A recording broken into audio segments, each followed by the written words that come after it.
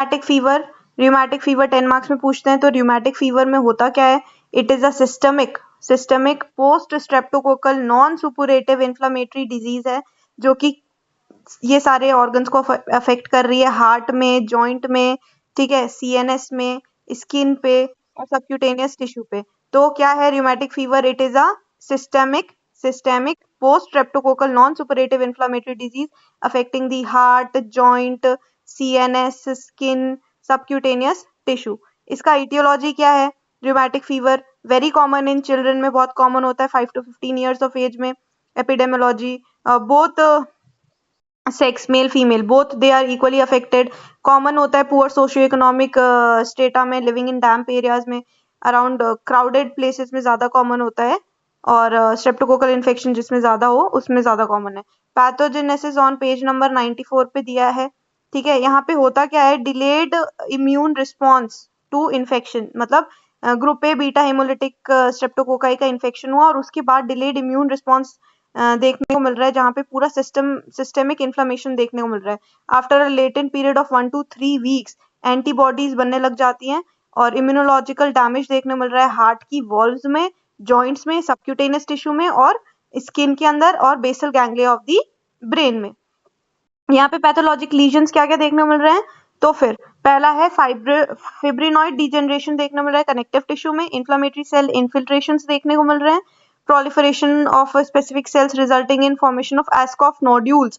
तो subcutaneous tissue के अंदर हमें Ascoff nodules देखने को मिलता है, पहला पैथोलॉजिक लीजन, ठीक है। और यहाँ पे और क्या देखने को मिल रहा है? पेनकार्डाइटिस देखने को मिल सकता है हार्ट में, अर्थराइटिस देखने को मिल रहा है जॉइंट्स में, Ascoff nodule सबक्यूटेनियस टिश्यू में, बेसल गैंग्लिया के लीजन्स देखने को मिल रहे हैं जिसकी वजह से कोरिया हो जाता है, CHOREA, ठीक है। तो ये इसकी र्यूमेटिक फीवर में सारी चीजें इन्वॉल्व हो रही है। हार्ट में पेरिकार्डाइटिस, जॉइंट्स के अंदर आर्थराइटिस हो जाएगा, सबक्यूटेनियस टिश्यू में आस्कॉफ नोड्यूल्स है, बेसल गैंग्लिया लीजन्स देखने को मिलेगा जिसकी वजह से कोरिया हो जाएगा। क्लिनिकल फीचर में वही सब है कि आर्थराइटिस होगा। कहाँ की जॉइंट इन्वॉल्व होती है? तो knee joint, ankle joint, elbow joint, wrist joint, ठीक है। तो अपना नी और एंकल हो गया और एल्बो और रिस्ट हो गया। और चिल्ड्रन बिलो 5 ईयर्स के अंदर माइल्ड आर्थराइटिस होता है, ठीक है। और उसके बाद कार्डाइटिस हार्ट का इन्फ्लेमेशन है ना, तो मैनिफेस्ट एज पेनकार्डाइटिस 40-50% केसेस में हो जाएगा, ठीक है। और यहाँ पे परमानेंट डैमेज भी हो सकता है हार्ट में, वाल्वुलाइटिस भी देखने को मिल रहा है एक्यूट फेज में। फिर उसके बाद एक सिम्टम है सिंडहेम कोरिया, ये देखने को मिल रहा है 5 to 10% केसेस में गर्ल्स में देखने को मिलता है ज्यादातर 1 to 15 ईयर्स के अंदर। क्लिनिकली ये क्या मैनिफेस्टेशंस हैं? तो clumsiness, deterioration of hand writing खराब होगी, इमोशनल डिसेबिलिटी देखने को मिलेगा, ठीक है।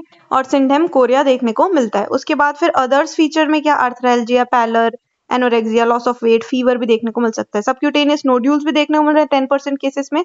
तो क्या है सबक्यूटेनियस नोड्यूल्स के अंदर? पेनलेस, पी साइज, मटर के दाने जैसे पी साइज पाल्पेबल नोड्यूल्स होते हैं। कहाँ पे मेनली होते हैं? तो एक्सटेंसर सरफेस के अंदर होता है।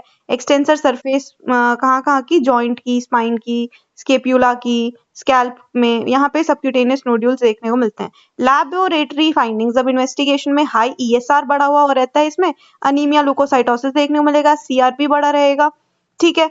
और यहाँ पे थ्रोट कल्चर करवाएंगे तो बीटा हेमोलिटिक स्ट्रेप्टोकोकाई का इन्फेक्शन था ना इसको, तो ये देखने को मिल सकता है। ईसीजी करवाएंगे हम उसमें, तो पीआर इंटरवल है ना वो प्रोलॉन्ग देखने को मिलेगा। सेकेंड या फिर थर्ड डिग्री हार्ट ब्लॉक देखने को मिल सकती है, एसटी डिप्रेशन, टी इन्वर्जन देखने को मिलता है। तो prolong PR interval, ST depression, T inversion देखने को मिलेगा। 2D को कार्डियोग्राफी करवाएंगे तो वॉल्व के अंदर इडिमा, माइट्रल रिकर्जिटेशन, ये सब देखने को मिल सकता है। और उसके बाद फिर हम डीटी किससे करेंगे इसको? तो एक्यूट ऑस्टियोमाइलाइटिस से डिफरेंशिएट करना है, एक्यूट पोलियोमाइलाइटिस से करना है, स्ट्रेप्टोकोकल टॉन्सिलाइटिस से डिफरेंशिएट बनाओ, जुवेनाइल रूमेटॉइड आर्थराइटिस, ठीक है। मैनेज कैसे करेंगे? तो सबसे पहले रेस्ट और नर्सिंग केयर। उसके बाद और कैसे मैनेज करेंगे? तो नेक्स्ट पेज पे डाइट, हम उसको अच्छी एडिक्वेट डाइट देंगे, रेस्ट देंगे। उसके बाद फिर यहाँ पे ड्रग्स में एंटीबैक्टीरियल एजेंट्स दे रहे हैं हम, स्ट्रेप्टोकोकल इन्फेक्शन हुआ है तो एंटीबैक्टीरियल, एंटी इन्फ्लेमेटरी एजेंट्स देते हैं, सैलिसिलेट्स देते हैं, स्टेरॉइड्स दे रहे हैं कार्डाइटिस की केसेस में। सिम्टोमेटिक ट्रीटमेंट देना है और इतना ही है र्यूमेटिक फीवर के अंदर, ठीक है। नीचे पहुंच गई यार मैं तो एकदम सी। अरे पेज नंबर क्या था? और लास्ट हेडिंग लिखेंगे प्रिवेंशन। इसमें क्या होता है, immediate treatment of every suspected case of sore throat. Immediately उसको ट्रीट करो, जैसे सोर थ्रोट देखने को मिल रहा है ना, तो उसको पहले अच्छे से चेक करो कि कहीं इसका वो रिमेटिक फीवर में तो नहीं कन्वर्ट हो जाएगा, तो उसको अच्छे से ट्रीट करना पड़ेगा। पेनिसिलिन, इरिथ्रोमाइसिन 10 दिन तक पूरा प्रॉपरली, ठीक है। Change of environment, improvement of nutrition, anti microbial prophylaxis देना पड़ता है हमें पेनिसिलिन का, ये लोग देते हैं, ठीक है। ये हो गया हमारा रिमेटिक फीवर।